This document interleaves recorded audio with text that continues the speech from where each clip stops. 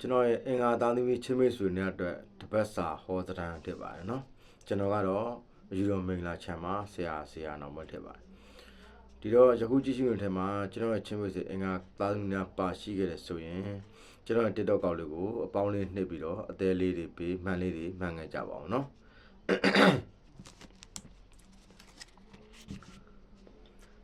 ဒီတော့ကျွန်တော်ချင်းမိတ်ဆွေအင်္ဂါသားသမီးတွေဒီတစ်ပတ်ကာလမှာလူမှုရေးနဲ့ပတ်သက်ရင်တော့လူမှုရေးအနှောက်အယှက်ပေါ်တတ်ပါနော်လူမှုရေးအနှောက်အယှက်ဆိုတာကိုယ့်ရဲ့လုပ်ဖို့ကံဘက်နော်ကိုယ်နဲ့ရင်းနှီးတဲ့လူတွေကကိုယ့်ရဲ့လုပ်ရက်တွေကိုကောင်းနေပါလဲနဲ့တားဆီးခြင်းပိတ်ပင်ခြင်းနော်တားဆီးခြင်းပိတ်ပင်ခြင်းနှောက်ယှက်ခြင်းတွေပေါ်ပေါက်တတ်ပါတယ်နော်စီးပွားရေးနဲ့အလုပ်ကိုင်မှာပေါ့နော်အတန်ဆိုင်ပေါ်တတ်ပါတယ်နော်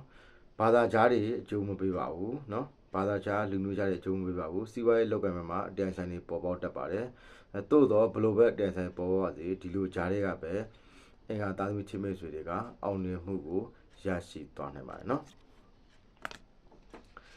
ငွေကြေးဘက်မှာတော့အရင်ညှို့လင့်မထားပါနဲ့ပေါ့နော်ကိုညှို့လင့်ထားတဲ့ငွေကြေးတွေဒီအလွယ်တကူဖြစ်လာဖို့မရှိသေးပါဘူးနော်နည်းနည်းခက်ခဲကြက်တဲစွာလှုပ်ဆောင်ရမယ်တပတ်တာလို့တွေ့ရပါတယ်နော်ဒီတော့ငွေကြေးဘက်မှာတော့ရရှိတဲ့ငွေကြေးတွေအနည်းငယ်ကြံ့ကြာနေနိုင်တယ်လို့ပေးရရှိတဲ့ငွေကြေးတွေလည်းအနည်းငယ်ကြံ့ကြာနေနိုင်ပါတယ်ဗျာနော်ဒီဘက်ကလာမှာအင်္ဂါသားသမီးချင်းမိတ်ဆွေတွေကခရီးကိစ္စမှာတော့အလွန်မနာကောင်းနေပါတယ်နော်နိုင်ငံခြားခရီးတွေရက်ဝေးခရီးတွေသွားလာဖို့အသင့်တော်ဆုံးတစ်ပတ်တာပါနော်ဘာသာရေးထီဆိုရန်ကိစ္စတွေနော်အင်တာဗျူးကိစ္စတွေအလွန်ကောင်းပါတယ်ဒီတစ်ပတ်တာမှာနော်လှုပ်ဆောင်ရန်အလွန်ကောင်းပါတယ်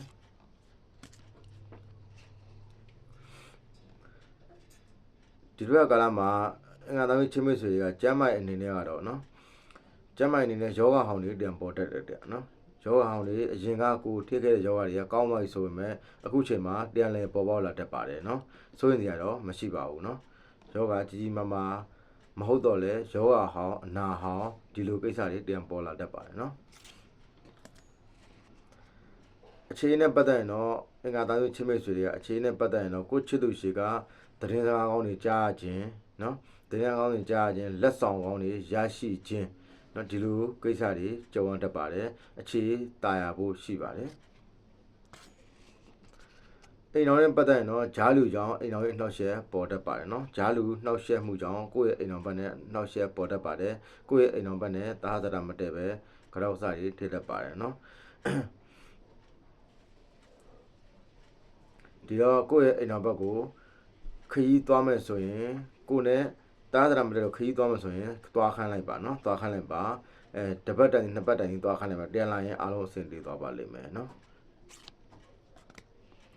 ဒီတစ်ပတ်ကာလမှာအရေးကြီးသောလုပ်ငန်းဆောင်တာတွေလှုပ်ဆောင်မယ်ဆိုရင်ကျွန်တော်ရဲ့အင်္ဂါသားမျိုးဝတ်ဆင်နေသောအယောင်တွေကတော့မိခိုးရောင်နည်းနည်းပါသောဝတ်စားတွေကိုဝတ်ဆင်သုံးစွဲပြီးတော့ကံကောင်းခြင်းထောက်ပံ့တွေကိုရယူနိုင်ပါတယ်တဲ့နော်တပတ်တာလုံးရဲ့ကံအညံ့ခိုက်တွေတည်တောက်ပြီးကောင်းကျိုးလူရင်ဆန္ဒရရှိစေရန်အတွက်လှုပ်ဆောင်ရမယ့်ရေရာကတော့ကိုယ့်အိမ်ရှိကိုကြွလာသောဖုံးတော်တစ်ပါးကိုဝတ္ထုငွေ4000လောင်းလှုပ်ပြီးတော့လူရစုကိုတောင်းနိုင်ပါတယ်ကိုယ့်ရဲ့အိမ်ရှိမှာနော်တစ်ပင်တော်၎င်းကိုယ့်အိမ်ရှိမှာချိတ်ဆွဲစရာရှိပါကစပားတော်များချိတ်ဆွဲပြီးတော့ငှက်စာကျွေးခိုးစာကျွေးပြီးတော့လေလူရစုကိုတောင်းနိုင်ပါတယ်နော်ဒီတော့စွန့်ကြလိုက်ဖုံးရင်ကိုဖုံးရင်တစ်ပါးကိုပဲဝတ္ထုငွေ4000လောင်းပြီးတော့လူရစုကိုတောင်းနိုင်ပါတယ်ဒီပတ်တာလုံးမှာ